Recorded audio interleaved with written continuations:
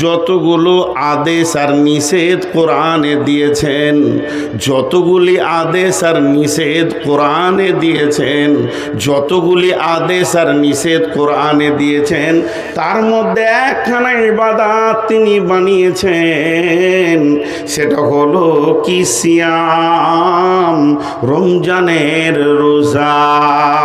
এই রোজাটা কেন বানানো হলো? রোজা বানিয়ে লাভ কি হবে? আল্লাহ বলছেন, ইয়া আইয়ুহাল্লাযীনা আমানু, হে ঈমানদারেরা, কুতিবা আলাইকুমুস সিয়াম, কুতিবা আলাইকুমুস সিয়াম কামা কুতিবা আলাল্লাযীনা মিন ক্বাবলিকুম লাআল্লাকুম তাত্তাকুন। আমি তোমাদের উপরে রমজানের রোজাকে ফরজ করে দিলাম, ফরজ করে দিলাম। কেন ফরজ করলাম? লাআল্লাকুম তাকিলুন, লাআল্লাকুম তাত্তাকুন। যেমন তোমাদের পূর্বপুরুষের উপরও ফরজ ছিল, কামা কুতিবা আলাল্লাযীনা মিন ক্বাবলিকুম। এই রোজাটা কেন বানালাম? এর প্যাটার্ন আমি এত সুন্দর কেন দিলাম? আমি আল্লাহ ইঞ্জিনিয়ার, এমন ইবাদত বানিয়েছি, তুমি খাবে না, পান করবে না, এটাতে রুকু নাই, সাজদা নাই, কিয়াম নাই, তাসাহুদ নাই, এতে আত্তাহিয়াত নাই, ইস্তেগফার নাই, সূরা ফাতিহা নাই, কিছুই নাই, অথচ তুমি খাবে না, পান করবে না, এমন একটা ইবাদত বানালেন।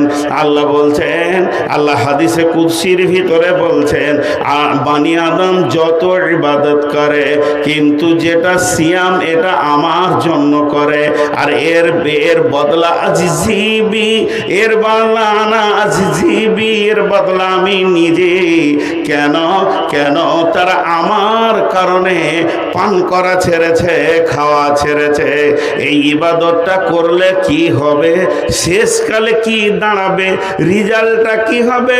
লয়ার কলেজে আমি পড়েছি, আইনের কলেজে আমি পড়েছি, পড়লে আমি উকিল হব, জজ হব, ব্যারিস্টার হব। আমি পড়াশোনা করেছি প্রশাসনিক কলেজে, আমি যখন পাস করব তো পুলিশ হব, দারোগা হব, এসপি হব। আমি পড়েছি মেডিকেল কলেজে, যেদিন আমি পাস করব সেদিন আমি ডাক্তার হব, সার্জেন্ট হব, ফার্মাসিস্ট হব। আমি যাই পড়াশোনা করেছি ইঞ্জিনিয়ারিং কলেজে, যেদিন আমি পাস করব সেদিন ইঞ্জিনিয়ার হব, আমি সেদিন বিশ্বে ইঞ্জিনিয়ার হয়ে পরিচয় দিব। তাহলে এক একটা লাইনে এক একটা ডিগ্রি রয়েছে। হে আমার রব, না খাওয়া ইবাদতটা করলে আমি কি হব? আমার রব বলছেন, লাআল্লাকুম তাত্তাকুন, যাতে করে তোমরা ভীতু হয়ে যাবে, ভয় করনেওয়ালা হয়ে যাবে। আল্লাহকে যেমন করে ভয় করতে হয় রোজাদাররাই করে, এর ভিতরে ভয়ের সম্ভার ভরা আছে। আমি রোজার বায়ান করছি না, রোজাটা ভয় বানানো হয়। পড়াশোনার দুটো স্তর আছে, একটা প্রাইমারি আর একটা হাই। হাই স্কুলের তিনটে স্তর আছে, হাই স্কুল, কলেজ, বিশ্ববিদ্যালয়, ভার্সিটি, ওটা ওইভাবে পড়াশোনা হয়। আর প্রাইমারি একটা স্কুল, যেগুলো নন বেসিক 4 পর্যন্ত, বেসিকগুলো 5 পর্যন্ত। প্রাইমারি স্কুলে ছেলেরা পড়াশোনা ওরা নিজেরা করে না জোর করে করাইতে হয়? জি, জোর করে করাইতে হয়। জি, আমার নিজের জীবনে মনে পড়ে, বর্ধমানের এক ম্যাডাম ছিল, বয়স্কা খুব, আমাদের পড়াকা 2-4 বছর পরেই রিটায়ার হয়ে গেল। তো ওকে দেখতাম স্কুলেতে, আজরাইল দেখতাম, ছোট তো, বইটাকে এমনি করে নিয়ে যেতাম, দিয়ে ক্লাস 1-এ ঢুকেছি, তো এমন করে কোণে বসছি, এদিকে আব্বার মারের ভয়ে স্কুলে গেছি, যদি না দিই তাহলে তো চামড়া থাকবে না। তো স্কুলে গিয়ে দেখছি আজরাইল আবার এলো, ম্যাডাম এলো বাসে নেমে। তো এবারে সব সময় দিলটা চাইছে যাকে দেখবে দেখুক যেন আমাকে না দেখে। আর ওর চোখে যে কি আছে, এই ওঠ, আয় আয়, শিগগিরি আয়, এমন করতো মনে হতো দাঁত দিয়ে চাবিয়ে খাবে ও। এসে বইটা দিতাম এমনি করে, রাখ টেবিলে রাখ, বল বল বল বল বল। ও শিক্ষক, ওর বলা হয়ে গেল 14 বার, তখন আমি বলছি একবার বলছে যা। আমার একবারের জন্য ও 14 বার বলেছে। তো আল্লাহ বলছে তোরা আমার কাছে প্রাইমারি ছাত্র, তোরা হবি না আর আমি হইয়ে নিব। এমন ইবাদত দিয়েছি, খালি খাওয়া পান করা ছাড়, মুত্তাকি হয়ে যাবি। জি, যারা খায় না, যারা পান করে না, তারা কার জন্যে খায় না? আল্লাহর জন্যে। যদি মানুষের জন্যে হতো তো ঘরে হুঁড়কা লাগিয়ে দিয়ে পেট ভরে খেয়ে নিত।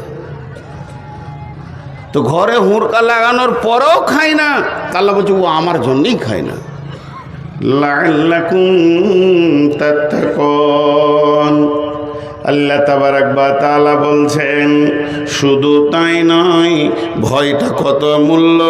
ভয়ের মূল্য বলতে গিয়ে বলেছেন যারা মুত্তাকি হবে তাদের জান্নাতে ডবল ফ্যাসিলিটি পাবে। মুত্তাকি বাদ দিয়ে যারা ভয় করে না, এমন লোক যারা জান্নাতে যাবে, মুমিন যাবে, শহীদ যাবে, সলেহিন যাবে, সবেরিন যাবে, যত রকম লোক জান্নাতে যাবে, তারা জান্নাতে 72টা হুর পাবে, 70টা হুর পাবে। তো এই ডবল 140টা পাবে। কেন ভীতুকে এত দেওয়া হবে? আল্লাহ কালাম পাকের মধ্যে বলছেন বিসমিল্লাহির রহমানির রহিম, ওয়ালিমান খাফা মাকামা রাব্বিহি জান্নাতান ফাবিআইয়ি আলাই রাব্বিকুমা তুকাযযিবান। যারা আল্লাহর ভয়ে মরেছে, যাদের মৃত্যুটা শুধু আল্লাহর ভয়ে কাঁপতে কাঁপতে হলো, আমার আল্লাহ তাদের জন্যে দ্বিবচন শব্দ ব্যবহার করে বলছেন জান্নাতান। তারা জান্নাত, ডবল জান্নাত পাবি। কোরআন বুঝতে পারবে কে? যার কাছে আল্লাহর ভয় আছে। হুদাল্লিল মুত্তাকিন।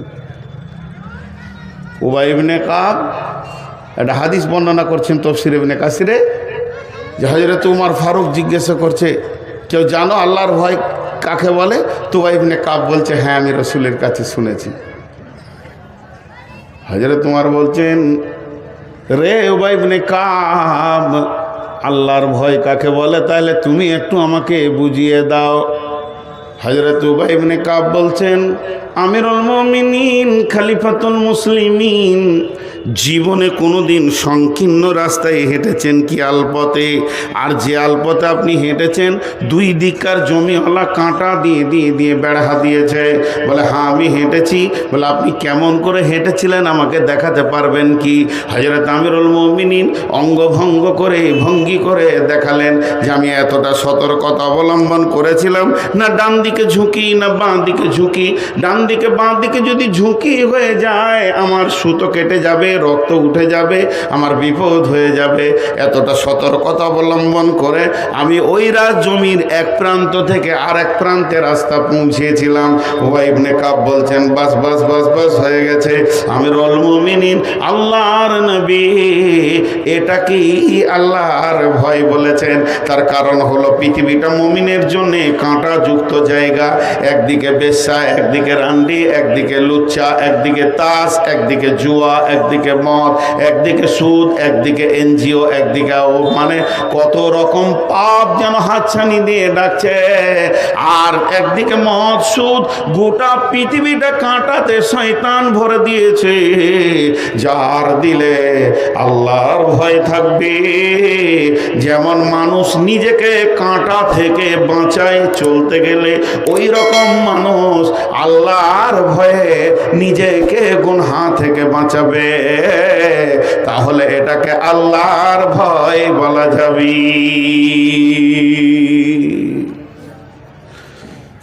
এক বোতল মদ খায়, তুই বেটা ছেলে লস রে, মদ খাবি তো কি হবে রে? না, তোর আর আমার বয়স একই, দুই বন্ধু গল্প করছে। তুই যদি পারিস তো আমি কেন পারবো না? কিন্তু আমি পারছি না আল্লাহর ভয়ে। জাহান্নামীরা যখন জাহান্নামে যাবে তো জান্নাতীদেরকে ডেকে বলবে আলাম নাকুম মাকুম, সূরা হাদিদে আছে। তো ওর তখন বলবে কলু বালা, হ্যাঁ তোর দলের ছিলাম, তুই আর আমি এক গাঁয়ে বাস করেছি, একসঙ্গে দোস্তি করেছি, ঘুরেছি। ওয়ালাকিন্নাকুম ফাতানতুম আনফুসাকুম ওয়া তারাব্বাসতুম ওয়ারতাবতুম ওয়া গাররাতকুমুল আমানিয়া।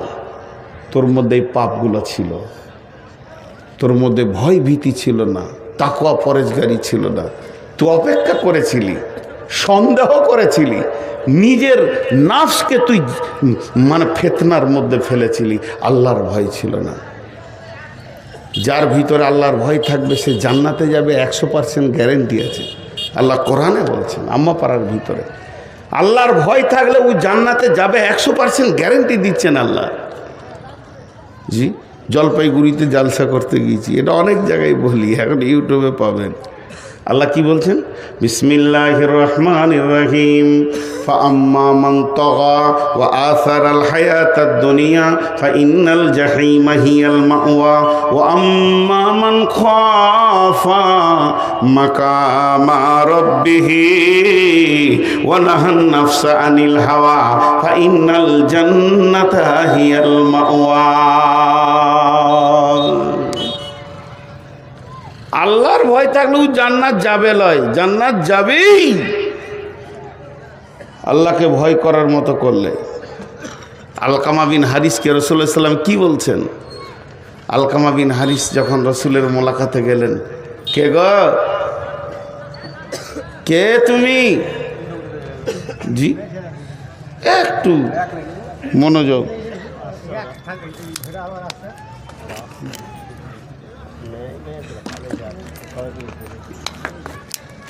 রাত 12টার পর জালসা করাটাও বিদাত বলছে।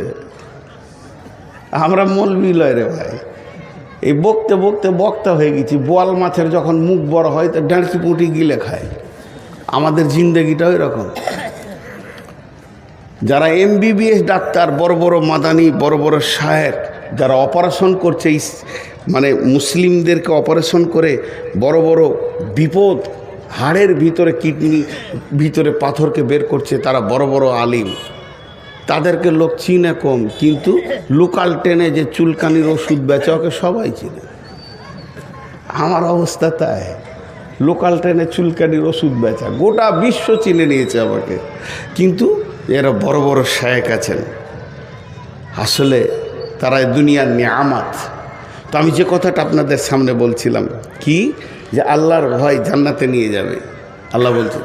তা আলকামা বিন হারিস এই ঘটনাটা শুনেন, আল্লাহ রসুলকে দেখা করতে এসছেন। তো একা আসেনি, বংশের 2-4টা লোককে নিয়ে এসছে। খামকায় বসে বসে চায়ের দোকানে সময় কাটে, কি লাভ হচ্ছে, রসুলের কাছে যাই। নবীজি বলছে তোমরা কে গো? জানে যেটা কে, একটু আনন্দের ভাষা এগুলো, তোমরা কে? আলকামা বিন হারিস বলছে আমরা মুমিন। লাও, দাবি দেখো কত বড়, দাবি কত বড়। নবীজি বললেন তোমরা যে নিজেদেরকে মুমিন বলে দাবি করেছো, তো কেন মুমিন তোমরা বলো? আলকামা বিন হারিস বলছেন রাসূলুল্লাহ, আমাদের কাছে 15টা জিনিস আছে, তার জন্য আমরা মুমিন। 5টার উপরে ঈমান এনেছি, 5টা আমল করি, আমাদের বংশে 5টা অভ্যাস আছে, 15টা। আমরা কালেমা পড়ি, আমরা সালাত আদায় করি, আমরা যাকাত দিই, রোজা পালন করি, হজ করি। আমাদের আল্লাহর উপরে ঈমান, আখিরাতের উপরে ঈমান, ফেরেশতার উপরে ঈমান, আমাদের আপনার কি না নবীর উপরে ঈমান, কিতাবের উপরে ঈমান। 5টা ঈমান, 5টা আমল বলে দিলাম। আমাদের বংশে 5টা অভ্যাস আছে, আপনাকে শোনাচ্ছি। এটা শোনার পর যদি বলেন ভালো, তো বংশের অভ্যাসটা আমরা রেখে দিব, খানদানের অভ্যাসটা রেখে দিব। আর আপনি যদি বলেন খারাপ, তাহলে এখনই তওবা করে আপনার সামনে ছেড়ে দিব। তাহলে শুনেন, আমরা যেদিন খেতে পাই পেট ভরে, সেদিন আল্লাহর শুকরিয়া করি। যেদিন আমাদের অভাব চলে, সেদিন সবর করে নিই। 3 নম্বরে, আমরা যখন দুশ্মনের বিরুদ্ধে লড়াই করি, একা যাই না, সবাই মিলে গিয়ে একসঙ্গে লড়াই করি।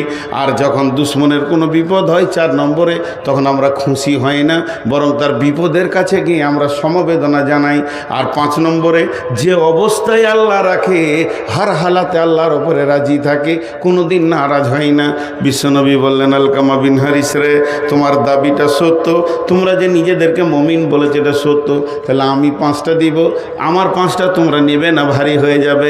আলকামা বিন হারিস বলছেন, রাসূলুল্লাহ আপনি দেবেন আর আমি নেব না, এটা হতে পারে না, আপনি বলতে থাকেন আমরা নিতে থাকবো। নবীজি বললেন, তাহলে আমার কাছে 5টা নাও, যেখানে তুমি থাকবে না সেই জায়গায় বাসা বাঁধিও না, ভেবে চিনতে দেখবে। যেখানে তুমি থাকবে না, যে জায়গায় তোমাকে ছাড়তে হবে ওই জায়গায় তুমি বাসা বাঁধিও না, যে জায়গায় চিরদিন থাকবে ওই জায়গায় বাসা এখান থেকেই বাঁধো, ওখানে ঘরটা সুন্দর করে বানাও। যেটা তুমি খাবে না সেইটা জমা করবে না, যেটা তুমি খাবে না সেটা জমা করবে না।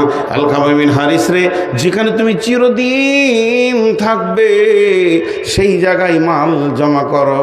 শেষকালে মাছ বিন জাবালের মতো আল্লাহ রসুল বলছেন, মাছকে যেমন বলেছিল আল্লাহর ভয়কে সঙ্গে রাখবে, এখানে বলছেন আলকামা বিন হারিস রে, এই ভব মেলা যেদিন ভেঙে যাবে, পৃথিবী যেদিন গুটিয়ে যাবে, তোমাকে একজনের সামনে গিয়ে দাঁড়াতে হবে, জিন্দেগির হিসাব দিতে হবে। সে আল্লাহকে ভয় করো, সে আল্লাহকে ভয় করো। আল্লাহ তাবারক ওয়া তাআলা বলছেন, ফাআম্মা ওয়া আম্মা মান খাফা মাকামা রাব্বিহি ওয়া নাহান নাফসা আনিল হাওয়া ফাইন্নাল জান্নাতা হিয়াল মাওয়া। যার দিলে আল্লাহর ভয়ে ঢুকে গেল, আল্লাহর কাছে দাঁড়াতে হবে, জিন্দেগির হিসাব দিতে হবে, থর করে কাঁপতে শুরু করে দিল। আর কি করলো? ওয়া নাহান নাফসা আনিল হাওয়া, নিজের মন চাহি জিন্দেগিটাকে লাত মেরে দিল। নিজের মন চাহি জিন্দেগিতে সে চলবে না, ওটাকে সে মেনে নেবে না, আল্লাহর আয়ত্তাধীনে জিন্দেগিটাকে ফেলে দিল, হাদিস আর কোরআনের রেল লাইনে জিন্দেগিটাকে ফেলে দিল। মন চাহি আর চলবে না, এবার রব চাহি চলবে। আল্লাহ বলছেন, ফাইন্নাল জান্নাতা হিয়াল মাওয়া, তোমার ঠিকানা হবে জান্নাতি। হাজি ভাই সিনহাসিস আতাউর মাদানী বললেন যে মেলাটা, যে মেয়েগুলো ঘুরছে তাদের তো বাপ আছে। আমি মনে মনে তখন ভাবছিলাম, তাদের তো ভাই আছে, তাদের তো স্বামী আছে, তো তারা কি করছে এখন? তারা কি করছে এখন? তাদের ডিউটিটা কি? কোথা গেছিলে? এই কথা বলছে না কেন? তাদের মধ্যে আল্লাহর ভয় নাই। ও ভাবছে ও একাই বুঝে নেবে কি আমাদের বাড়ি। জি না, জবাব আপনাকে আমাকেও লাগবে। তাহলে আমাদেরকে ভীতু হতে হবে, আল্লাহর ভয়। তো ভীতু কে? এখানকার মধ্যে ভীতু কে?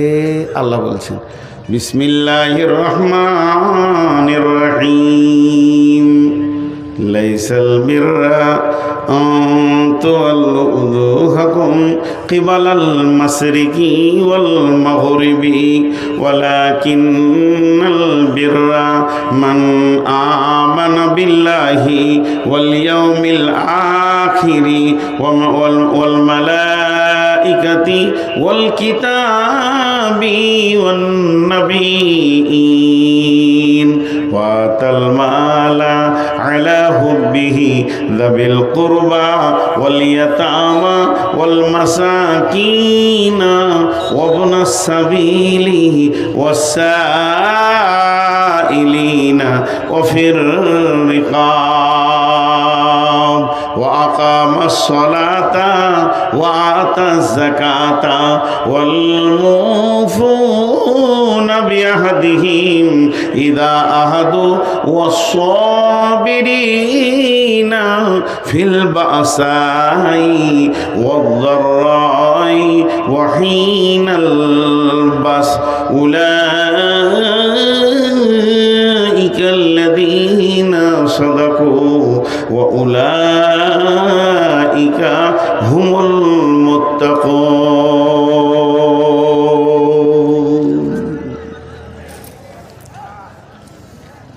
উঠছেন কেন? এক দুইকে উঠতে শুরু করেছে, কারণ ওরা বলছে ডেট তো পার হয়ে গেল। আজকে ক তারিখ?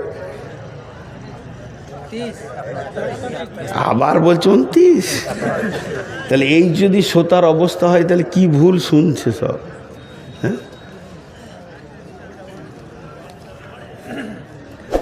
আগেকার যুগে ডাক্তারখানা যেতে গেলে বোতল নিয়ে যেতে হতো। ডাক্তারখানা গেলে বোতল নিয়ে যেতে হতো। ডাক্তার ওর ভিতরে ওষুধ গুঁড়া করে ভরে দিয়ে পানিতে এমনি করে জমি দিয়ে বলতো। এবার প্রেসক্রিপশনটা কেমন ছিল, এই গায়ে একটা কাগজ চিটিয়ে দিতে এমনি করে ডাক্তার, যে বলতো সকালে 1 দাগ, বিকালে 1 দাগ, দুপুরে 1 দাগ, বিকালে খাওয়ার পর 1 দাগ, রাতে 3 দাগ খাবে, কালকে 3 দাগ খাবে, দিয়ে পরশু আবার আসবে। এক বিচারার বাপের অসুখ, তো ডাক্তারখানা গেছে, বড় বোতল লেগেছে, বুড়া মানুষ কতটি ওষুধ দিবে আল্লাহ জানে। 4 ভাই লেগেছে কাঁধে করে। ডাক্তার পুরা ওষুধ দিয়ে বলছে সকালে 1 দাগ, দুপুরে 1 দাগ, বিকালে 1 দাগ, রাতে 1 দাগ। মুরব্বির খুব অসুখ, 4 দাগ খাইয়েছে, অসুখ ভালো হয়নি। তো বাপকে না নিয়ে গিয়ে ওষুধ আর লাঠিলে ডাক্তারকে দেখা করতে গিয়েছে। 4 ভাই, মেরে তোকে শেষ করে দেবো, 4টা দাগ খাইয়েছি, এখনো কেন রোগ ভালো হলো না? তো ডাক্তার বলছে বোতলটা দেখি, তো ওষুধ যেমনকার তেমনি আছে, খালি কাগজের দাগগুলা ছিঁড়ে বাপকে খাইয়েছে। কি ভুল শুনেছে। বলেছে সকালে 1টা দাগ খাওয়াবি, তো কাগজের দাগটাকে বলে বাপু হে খা, ওষুধ যেমনকার সেরকম আছে। তারপরে ডাক্তার বলছে আচ্ছা যা, এবার আবার দাগ দিয়ে দিলাম, ওষুধটা খাবি, খাওয়ার আগে ঝাঁকি মেরে নিবি এরকম করে। মানে ওষুধটা তাহলে বিক্স হবে ভালো, 5-7 রকম মাল আছে। তো খাওয়ার আগে বাপকে ধরে ঝাঁকি মারছে, 4 বেটাতে ধরে বাপকে ঝাঁকি মারছে, মরে গেল বুড়া। ভুল শুনছে। আজকে 1 তারিখ, আল্লাহ বলছেন, আল্লাহ নিজে একটা ভূমিকা দিচ্ছেন, এটা কোনো দিন ভালাই নয়। পূর্বে এবং পশ্চিমে তুমি সাজদা করে দেবে। লাইসাল বিররা আন তাওয়াল্লু উজুহাকুম কিবালাল মাশরিকি ওয়াল মাগরিবি। তুমি পূর্বে পশ্চিমে সাজদা করে দেবে, এটার নাম ভালাই নয়, এটার নাম বিরাট কিছু নয়। এটা কোনোদিন হতে পারে না। যদি পূর্ব পশ্চিমে সাজদা করার নাম ইমানদারি হয়, তাহলে আল্লাহর নবী বলেছেন, আল্লাহ বলেছেন ফাওয়াইলুল লিল মুসাল্লিন, ওয়াইল জাহান্নামে যাবে যারা মুসাল্লি, তার মানে নামাজিরা ওয়াইল জাহান্নামে যাবে। রাসূলুল্লাহ সাল্লাল্লাহু আলাইহি ওয়াসাল্লাম বলছেন মান সাল্লা ইউরাই ফাকাদ আশরাকা, নামাজ পড়লো অথচ সে লোক দেখানি পড়লো, তো শিরকের গুনাহ করলো। শুধু তাই নয়, মুনাফিকরাও নামাজ পড়েছেন, রাসূলের পেছনে পড়েছেন। মুনাফিকরা এমন একটা বেঈমান, আল্লাহর নবীর মতো ইমামের পেছনে নামাজ পড়েছে হতভাগারা, তারপরও আল্লাহকে আপন বানাতে পারেনি, কারণ তাদের ভিতরে ছিল নিফাক, আল্লাহর ভয় ছিল না। তাহলে সলাত আপনাকে বাঁচাতে পারছে না। সলাত আপনার জন্যে এমন কিছু কাজ করে দেয়নি, কারণ সলাত পড়তে গেলে আল্লাহর ভয়কে সঙ্গে লাগবে। খুশু খুজু, খুশু খুজু, ভয়কে সঙ্গে নিয়ে তোমাকে সলাত আদায় করতে হবে। তারপরে সলাতের ব্যাপারে আল্লাহ এখানে বলছেন লাইসাল বিররা আন তুওয়াল্লু উজুহাকুম কিবালাল মাশরিকি ওয়াল মাগরিবি ওয়ালাকিন্নাল বিররা মান আমানা বিল্লাহি ওয়াল ইয়াউমিল আখিরি ওয়াল মালাইকাতি ওয়াল কিতাবি ওয়ান নাবিয়্যিন। শুধু যদি তুমি নামাজ পড়ে দিয়ে নিজেকে ইমানদার মনে করে নাও, এটা তোমার চলবে না, চলবে না। কারণ তোমাকে হতে হবে 5খানা জিনিসের উপরে ঈমান আনতে হবে, আর জিন্দেগিতে আমল করতে হবে 5টা। ওয়াতাল মালা ওয়া আকামাস সালাতা ওয়া আতা যাকাতা ওয়াল মুফুনা বিআহদিহিম ইযা আহাদু ওয়াস সাবিরিনা ফিল বাসাই ওয়াদ দাররাই ওয়া হিনাল বাস। মাল দান করতে হবে, সালাত আদায় করতে হবে, যাকাত দিতে হবে, আপনার ওয়াদাকে পূরণ করতে হবে, এবং বিপদ আপদে জিহাদের ময়দানে ধৈর্য ধারণ করতে হবে। এই 10টা গুণ যার ভিতরে আছে, এই 10টা সিফত যে আনতে পারবে, এই 10টা গুণে যে গুণান্বিত হবে, সারা পৃথিবী যদি তাকে বেঈমান বলে, আমার রব বলছেন উলাইকাল্লাযীনা সাদাকু ওয়া উলাইকা হুমুল মুত্তাকুন। এরাই হলো আমার কাছে প্রকৃত সত্য, আর এরাই হচ্ছে মুত্তাকি।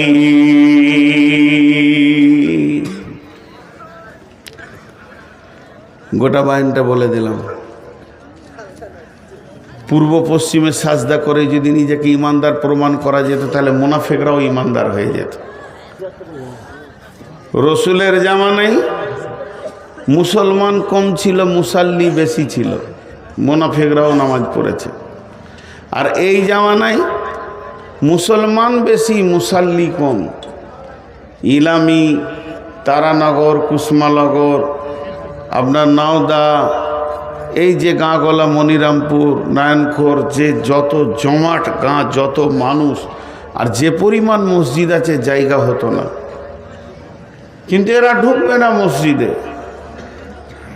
কারণ এদের পেছনে আল্লাহর ভয় নেই। তো আল্লাহ তাবারাক ওয়া তাআলা বলছেন, শুধু তোমরা মাথা ঠুকে দিয়ে আমাকে ইমানদার প্রমাণ করে দেবে, এটা হতে পারে না। যদি প্রকৃত ইমানদার তোমাকে হতে হয়, তো 5টা জিনিসের উপরে ইমান আনতে হবে। প্রথম নম্বরে আল্লাহর উপরে ইমান। প্রথম নম্বর হচ্ছে আল্লাহর উপরে ইমান। মান আমানা বিল্লাহ, প্রথম আল্লাহর উপরে ইমান। আল্লাহ আছি,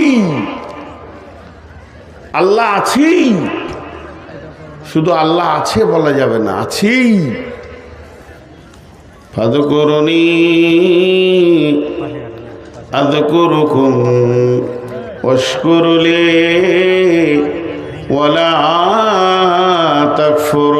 তাকফুরুন। আল্লাহ বলছেন, যদি তোমরা আমাকে পেতে চাও, তাহলে আমার জাতের ওপরে ঈমান আনা যত ফরজ, আমার সিফাতের ওপরে ঈমান আনা অতটাই ফরজ। আল্লাহ আছে, এটা বেঈমানও বলে, ইমানদার বলে, খ্রিস্টান বলে, বৌদ্ধ বলে, হিন্দু বলে, কিন্তু আল্লাহর সিফাতের উপরে ঈমান আনতে গিয়ে সব হারিয়ে ফেলে। তো আল্লাহ তাবারাক ওয়া তাআলা বলছেন, যখন তোমার আমার জাতের ওপরে, আমার বডির ওপরে আমি একজন তোমাদের রয়েছি, এটা বিশ্বাস থাকবে, তখন তোমরা আমাকে স্মরণ করো। ফাযকুরুনি আযকুরুকুম, তখন আমি তোমাদেরকে স্মরণ করব। প্রশ্ন হলো, আমি আল্লাহকে স্মরণ করব, সে আমার মাবুদ, আমি তার গোলাম। আমি আল্লাহকে ডাকবো, সে আমার মাবুদ, আমি তার গোলাম। আমি আল্লাহর কাছে কাঁদবো, সে আমার মুনিব, মালিক, আমি তার কৃতদাস। এটা মেনে নিলাম, ঠিক আছে। তবে আমি ডাকার পরে আমার রব আমাকে কেন ডাকবেন? জি না, আমাদেরটা হবে আল্লাহকে ডাকা, আর আল্লাহর স্মরণটা হবে আমাদের ডাকে সাড়া দেওয়া। তবে তিনি কত বড় মেহেরবান। বান্দা যদি একবার ডাকে, তিনি লাব্বাইক বান্দা, লাব্বাইক বান্দা 10 বার সাড়া দেন, সে কত বড় মহান। আল্লাহ তাবারাক ওয়া তাআলা বলেন, ফাযকুরুনি, আমাকে স্মরণ কর, আমাকে স্মরণ কর। আর আমাকে স্মরণ করলে আযকুরুকুম, আমিও তোর দিকে মনোনিবেশন দিব, আমিও তোকের দিকে ধ্যান দিব, আমি তোকে নিজের গোলাম বলে মেনে নিব, আমি তোকে গোলামের আওতাভুক্ত এনে ফেলবো। 1 নম্বর হলো, তুই আমাকে যখন মন দিয়ে, ঈমান দিয়ে ডাকবি, মানুষ যখন আল্লাহকে ডাকবে, ঈমানকে সঙ্গে করে ডাকবে। আর আল্লাহ যখন মানুষকে স্মরণ করবে, আল্লাহ যখন তার গোলামকে স্মরণ করবে, তো মাগফিরাতকে সঙ্গে করে স্মরণ করবে। অতএব বান্দারে, আল্লাহ তাবারাক ওয়া তাআলা এমন একজন, আপনি ডাকেন, আমি ডাকি, সারা বিশ্ব ডাকবে, গোটা পৃথিবীর মানুষ ডাকবে। শুধু মানুষ নয়, যত প্রাণী আছে ডাকবে, জিন ডাকবে, ফেরেশতা ডাকবে, যত কীট পতঙ্গ আছে ডাকবে, জঙ্গলওয়ালা ডাকবে, সমুদ্রওয়ালা ডাকবে, পাহাড়ওয়ালা ডাকবে, পাথর আপনার কি না ভাসমান যত প্রাণী আছে ডাকবে। এক কথায় সারা পৃথিবীর সমস্ত প্রাণী যদি একসঙ্গে রবকে ডাকেন, আল্লাহ একসঙ্গে সবাইকে জবাব দিতে পারবেন। এরই নাম হলো আল্লাহ।